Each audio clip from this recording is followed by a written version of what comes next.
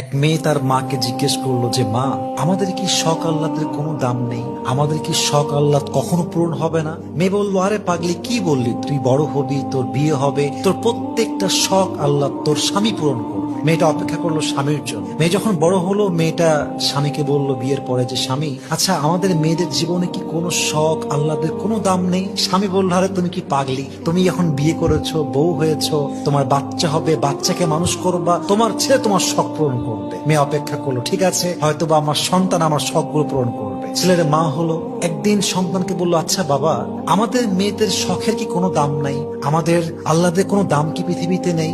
সন্তান বলছে, মা তোমার কি মাথা খারাপ? তোমার বয়স হয়ে গিয়েছে, তোমার এক পা কবরে ঢুকে গিয়েছে, তুমি এখন আল্লাহ বিল্লাহ করবা, কবরের ফিকির করবা। তখন মেয়েটা বুঝতে পারলো যে আসলে পৃথিবীতে নারীদের শখ বলতে কিছু নেই। পৃথিবীটা নারীদের আহ্লাদ পূরণের জায়গা নয়, নারীদের প্রথম এবং